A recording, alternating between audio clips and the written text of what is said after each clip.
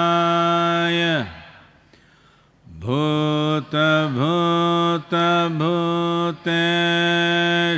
भूतभूतभूतेश्वराय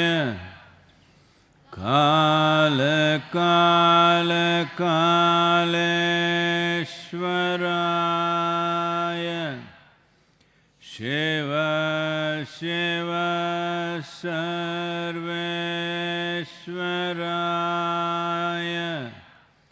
शम्भो शम्भो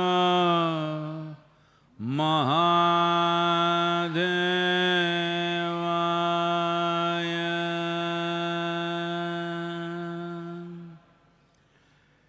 योग योग योगेश्वराय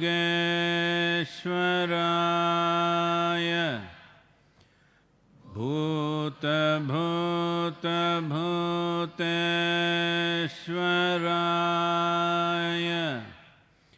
काल काल कालेश्वराय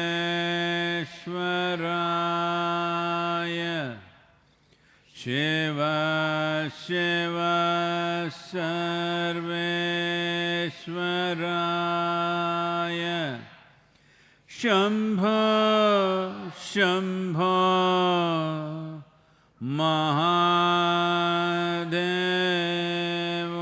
महादेवाय योग योग योगेश्वराय भूत भूत भूतेश्वराय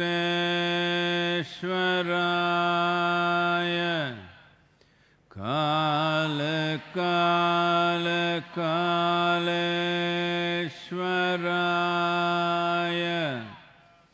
शिव शिव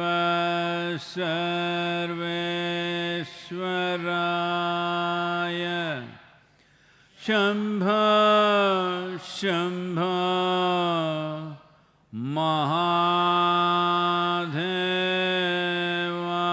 महादेवाय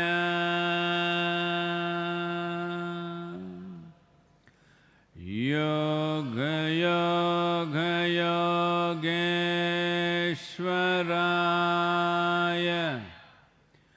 भूत भूत भूतेश्वराय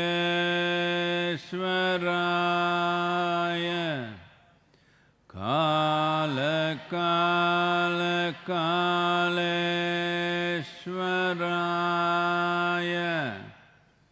शिव शिव सर्वेश्वराय शम्भो शम्भो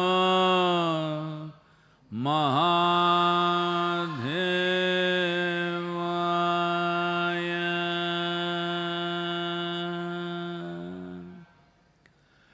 योग योग योगेश्वराय भूत भूत भूतेश्वराय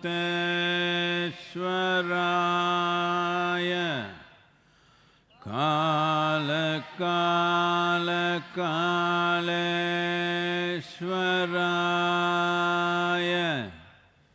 शिव शिव सर्वेश्वराय शम्भो शम्भो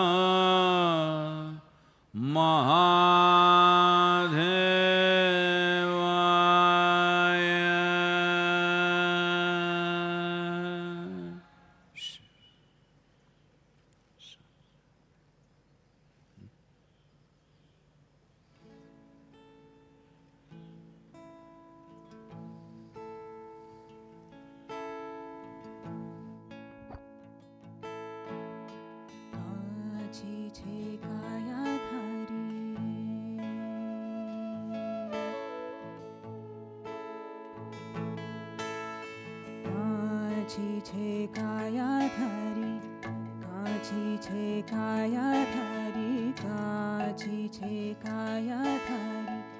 झूठड़ी छे माया राम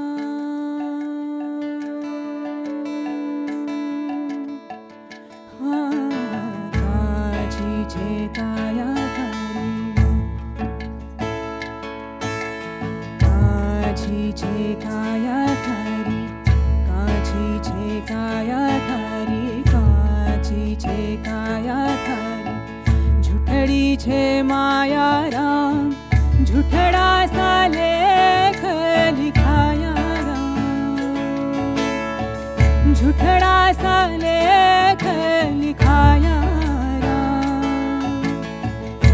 कांची हो कौन घड़ेगी थारी काया जी, कांची हो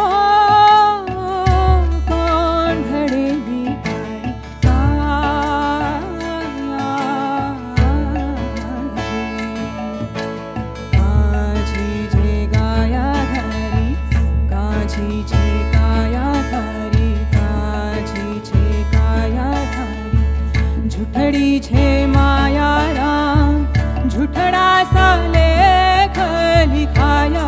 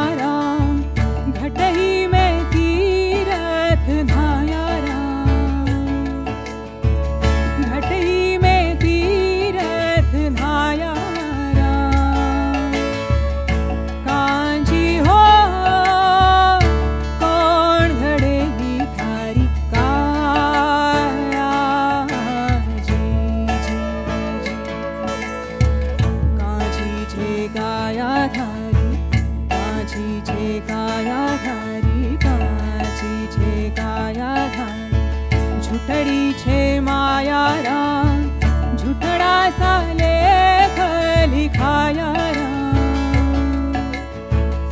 कांची ओ कौन घड़ेगी थारी काया जी, कांची हो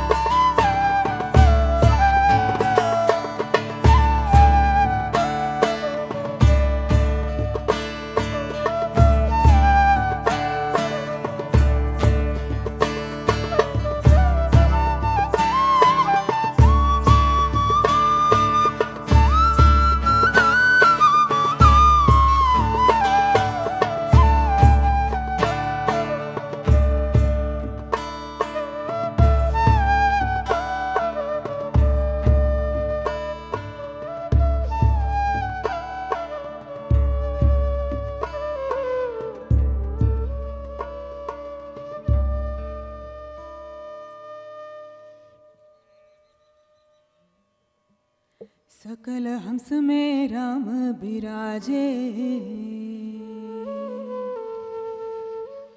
सकल हंस में राम बिराजे। अरे राम बिना रे कोई धाम नहीं, यहाँ राम बिना रे कोई धाम नहीं। हाँ सब ब्रह्मांड में ज्योत का वासा, राम को सुमिरो ने दूजा नहीं।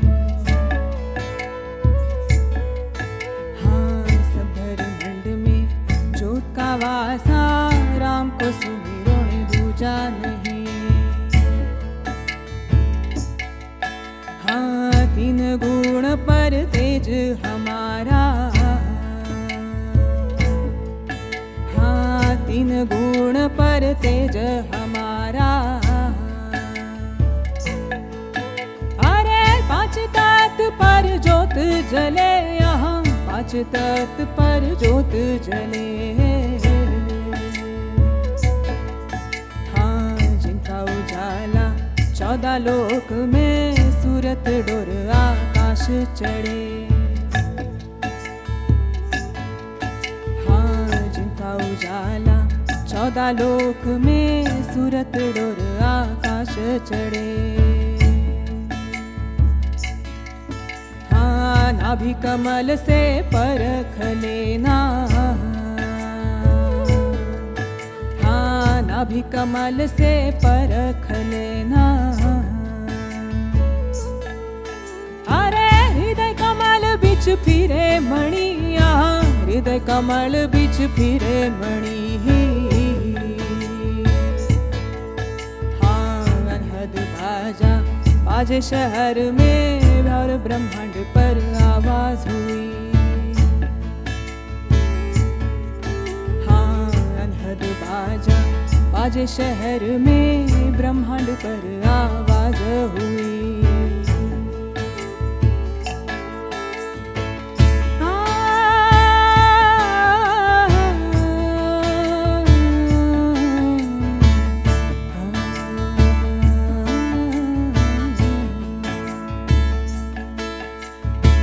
हीरा जो मोती लाल जवाहरत, अरे प्रेम पढ़ा रथ पर खो यहीं, यहाँ प्रेम पढ़ा रथ पर खो यहीं। साचा मोती सुमर लेना, राम धन से मारी डोर लगी। साचा मोती सुमर लेना, राम धन से मारी डोर लगी। साचा मोती सुमर लेना, राम धन से मारी डोर लगी।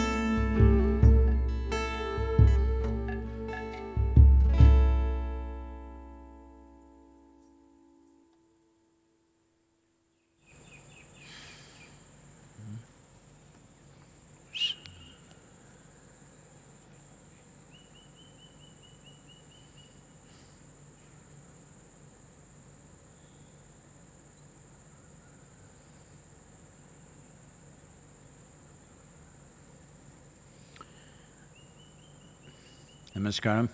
Namaskaram, all of you.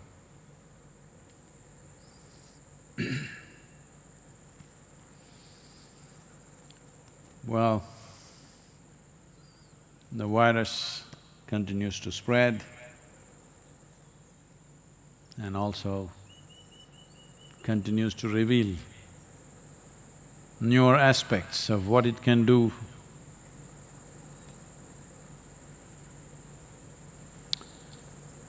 Many things are coming out which makes it far more complicated than what we thought was just a respiratory infection. Well, we still don't have a full picture. What are we fighting? So the best way is not to meet him for some time. By the time we have to meet him, at least we must have a full picture, what it can do and what it cannot do. Because people are dying of cardiac arrest, People are dying of strokes, people are dying of fibrosis in the lungs, pneumonia, and failure of immune system, variety of things, all instigated by the virus.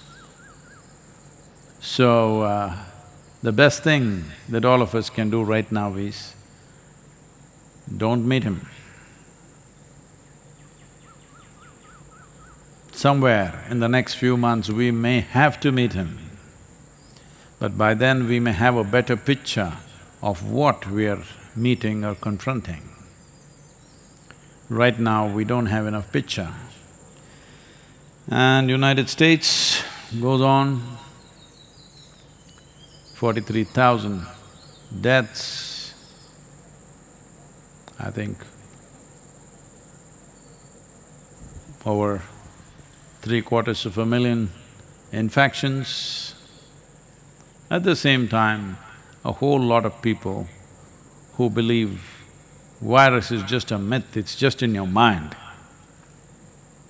It must be in their mind, I can see that. Nearly 200,000 people dead across the world, and you think it's in somebody's mind. Well, this is a serious situation because people are coming out on the streets in United States and saying, I need a haircut, I can't stay at home anymore, I need a haircut. Well, unfortunately, it's not just in any one country. Anywhere in the world, unfortunately we have seen this at all times in history. Those who became affluent for 2-3 generations at a stretch became a terribly frivolous population. It looks like only crisis, struggle keeps human beings reasonably focused on something. It's so unfortunate. Well-being, most people don't know how to handle it. Sustained well-being is generally been a disaster for most civilizations in the world, not today, for always. This is what we need to change, that even if there is sustained well-being, we will still be well, we will not mess ourselves up. In many ways, at least certain parts of this culture demonstrated that in the past, because material affluence was always woven with spiritual practices and spiritual awareness. Because of that, people remain stable. Only now it is changing in this generation, otherwise just 25-30 years ago, if you went to places where the richest people are meeting in this country, you would see, except the ladies, the men were always in whites, simple whites, top, bottom, both white. Even today in Tamil Nadu, to some extent this is true. If you go to a wedding, outside you see,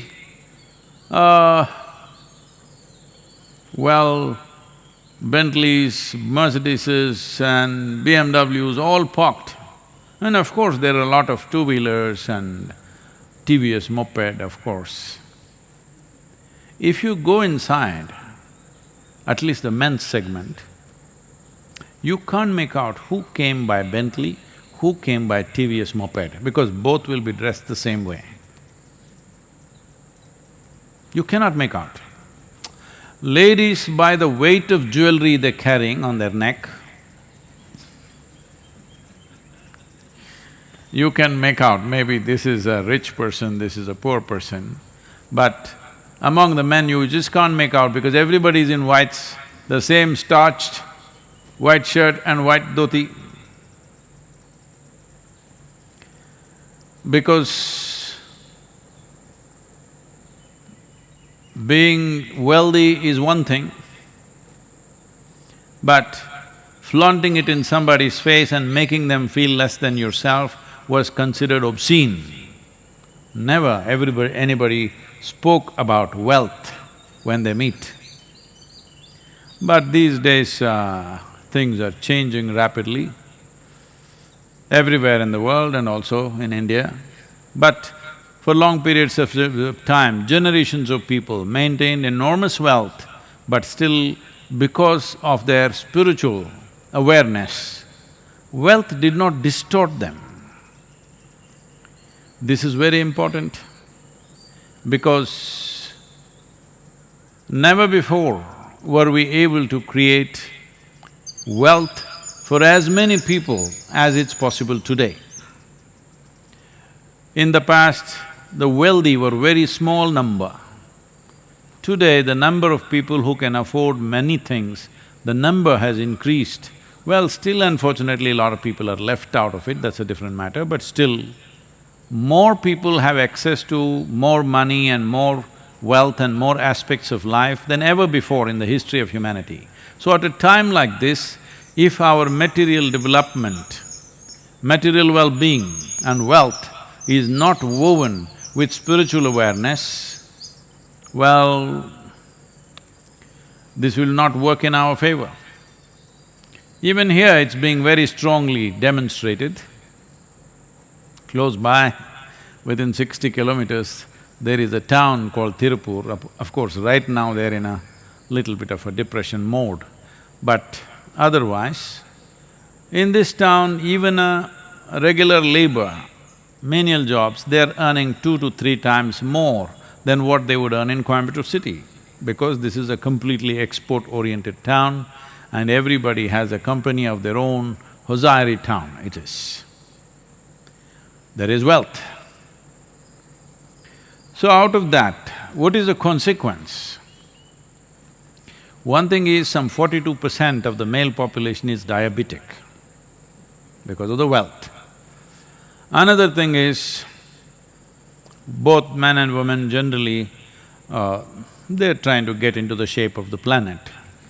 Yesterday was Earth Day, so they're working in that direction.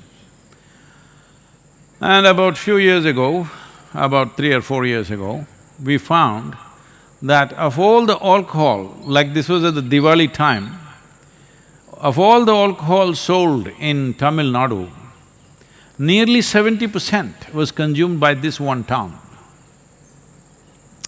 So if you get wealthy, you will either end up in the hospital or in the gutter. Yes. So if this is what wealth is going to do, definitely it's not a good thing. Wealth should bring well-being, because from poverty to affluence, whether it is in the life of an individual person or a society or a nation, it is a struggle. There's a lot of hard work, many unpleasant things you have to go through to move from poverty to affluence. It doesn't just come easy. After getting there, all you do is end up in the hospital or in the gutter. What is the point of this? The entire struggle is meaningless. Now the next generation will not even seek success if this is what you display. It is very important that every generation must display that material well-being has brought them ease, well-being, health, intelligence, talent, above all, a beautiful way of living. If a generation does not display this, then the next generation will start going down. So in many ways, this is happening in the world.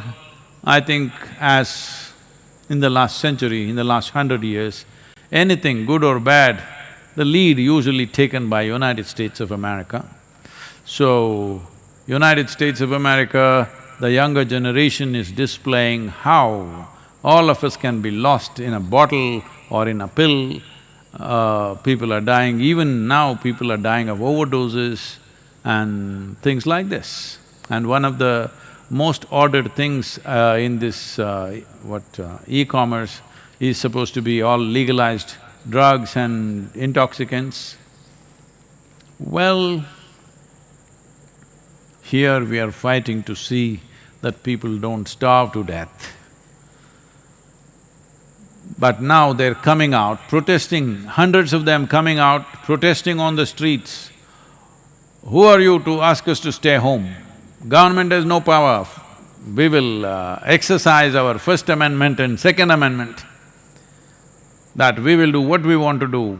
There are higher powers who will take care of us. We don't need doctors, we don't need scientists, all rubbish, this virus. There is a higher power which will take care of us, and we want to have a haircut.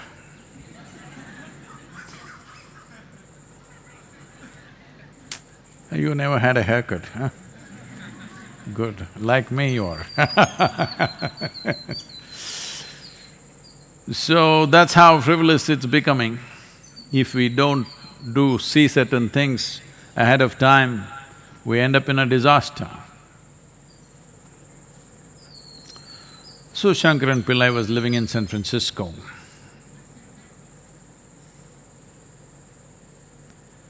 And his friend looked at a boat which was all smashed up and asked, "Isn't this your uncle's boat?" He said, "Yeah, it was my uncle's boat." "What happened? What happened to your uncle?"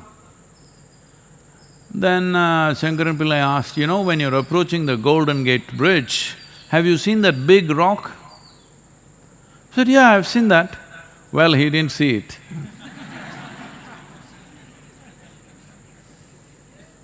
You don't see certain things, it can be a disaster. So right now, it is paramount because we have no idea what this virus fellow is. So the only thing we can do is, we don't meet him. Everybody strive not to meet him. That is the simplest thing we can do. Right now, that's all we have done. By controlling human behavior, we are managing it. We have not controlled the virus in any way. So everybody is lauding India for its leadership in handling virus with such a dense population, mainly because of very rigidly controlling human behavior. All of you, last 15 days, surviving on just pumpkin and yam and and some beans, no vegetables, no fruits. That's why not one of us have an issue. If everyday trucks move up and down, then things will happen. So when the relaxation happens on 3rd of May, the good news is it's going to be partial relaxation. I don't think we can afford to completely relax. Relaxation will be partial both geographically and also in terms of activity. Some things will be relaxed, some things will not be relaxed. And some parts of the country will be relaxed, some parts of the country will not be relaxed. All those areas which have been marked as red zones right now, I don't think they can afford to relax that. If they relax that, they will give it to all of us. So here also, there are some people who are managed by from some other place. Those people are going berserk, attacking the doctors, attacking the police. As all of you know, new ordinance has been brought in to deal with that, but still it's happening.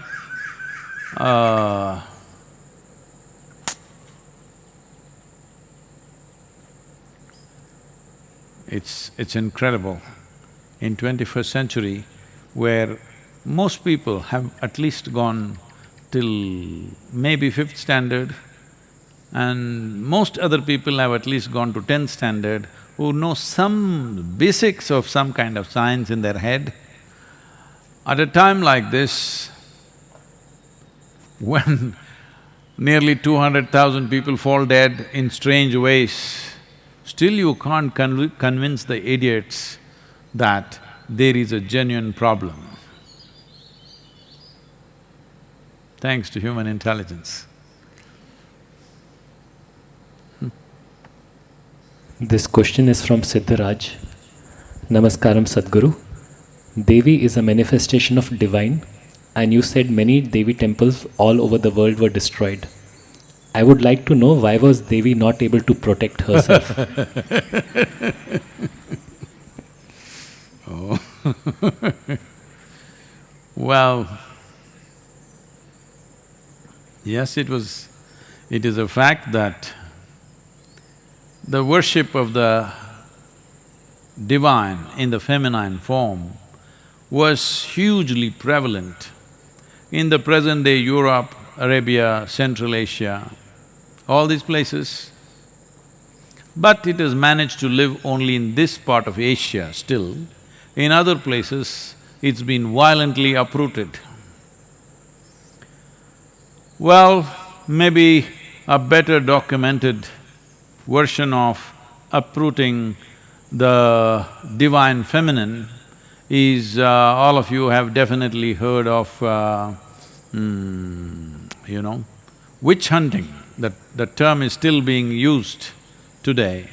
If something unfairly, somebody is being hunted, we say witch hunt.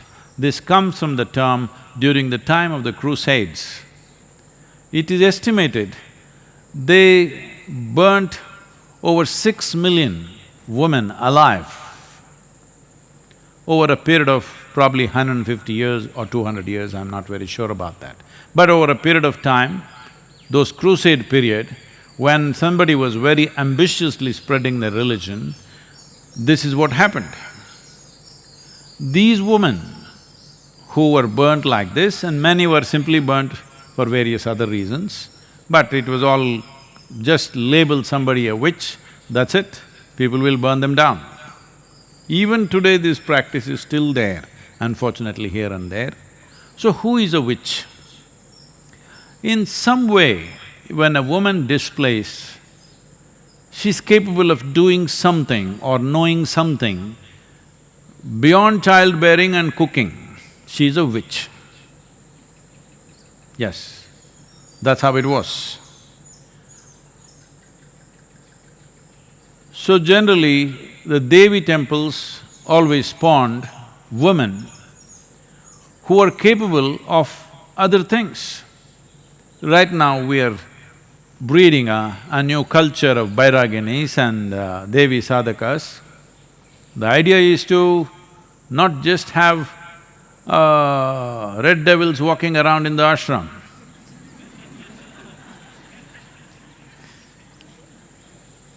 The idea is, slowly divinity walks around. They may take their time, but gradually to produce what you considered as divine, which you enshrine, must live with legs. So, the divine feminine has been uprooted simply because the Abrahamic way of religious process is purely male-oriented, it's completely masculine.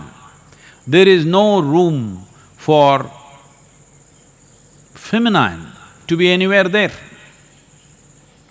It's God and His Son, it's God and His messengers, all male messengers, never female, because they're not reliable. They may say something else, because they may know something else, that's the problem. So, because of this, in Arabia, in Europe, in Central Asia, a lot of destruction happened. But there is not a single village in entire India without a Devi temple. And when I went to Somnath temple, it was destroyed 17 times over by a certain kind of warlord from Afghanistan. 17 times. He makes this trip, which is over probably 1500 kilometers. He makes this trip just to destroy this temple. First time I can understand because there was wealth, there was gold and stuff. All right, he looted it, destroyed it, burnt it down and went. Why come second time? Maybe little more wealth. But after that, there was no wealth because people just put up small things. but he came 17 times and destroyed. So I was inquiring, what is it? The thing was, those three goddesses that they talk about in Arabia, pre-Islamic era, one of those goddesses, one of the deities, some devotee carried it from there and established it in the Somnath temple as a consort of Shiva. So they wanted to destroy that goddess. So the guy makes a 1400 kilometer trip 17 times on a horseback to destroy her. That is how important it is to destroy a woman in this world. That's how important it is. Because if you empower the feminine, then all the silly laws all the silly ideologies, laws of heaven and nonsense that you have created, all that will collapse. I will not go into the mechanics of how it'll collapse, but think through this. Suppose you accepted a woman as a god. Suddenly, going somewhere and living well will go away, because that's not the nature of the feminine. It is always masculine. He wants to go somewhere and then live well. At least to another place in this country, or another continent in this planet, or another galaxy, or another dimension called heaven, paradise, whatever you want to call it. This is a man's thing, he wants to go somewhere and then live well. He can't live well here, this is his problem. This is a huge masculine problem, that he cannot live well here. If you look at the male and female, you will see the feminine always wants to settle down, wherever little comfort, settle down and live well. Man wants to climb the mountain and settle down on the other side. This side of the mountain is not okay for him.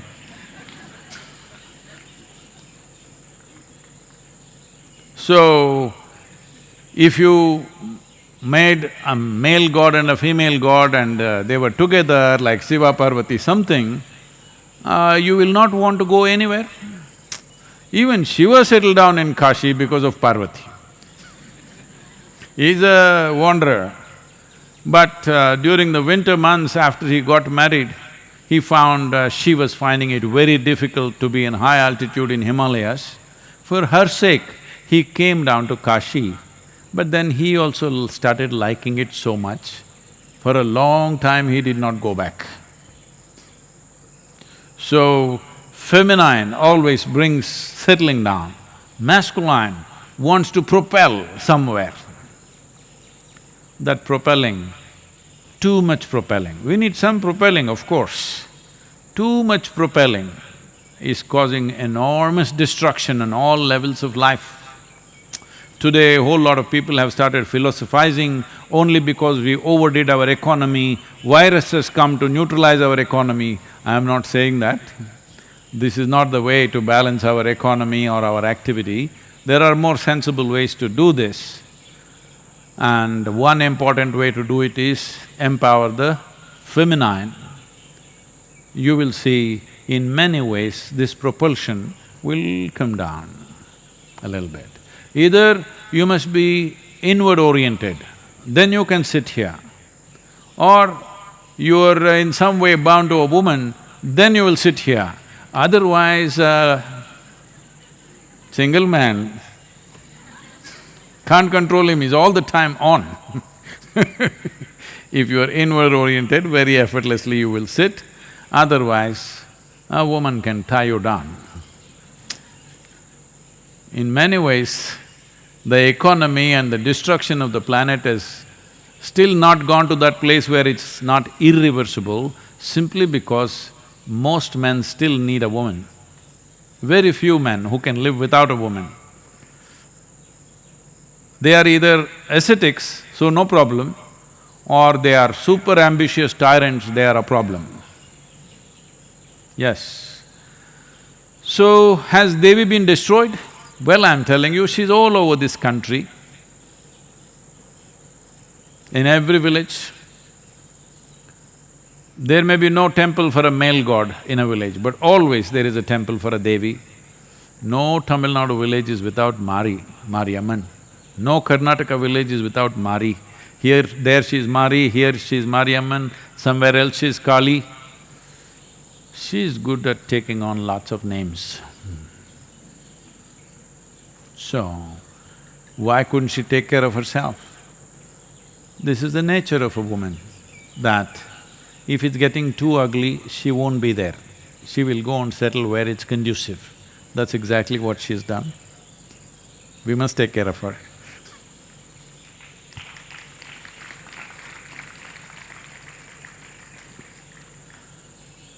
Yoga Yoga Yogeshwaraya Bhuta Bhuta Bhuteshwaraya Kala Kala Kaleshwaraya Shiva Shiva Sarveshwaraya Shambha Shambha Mahadeva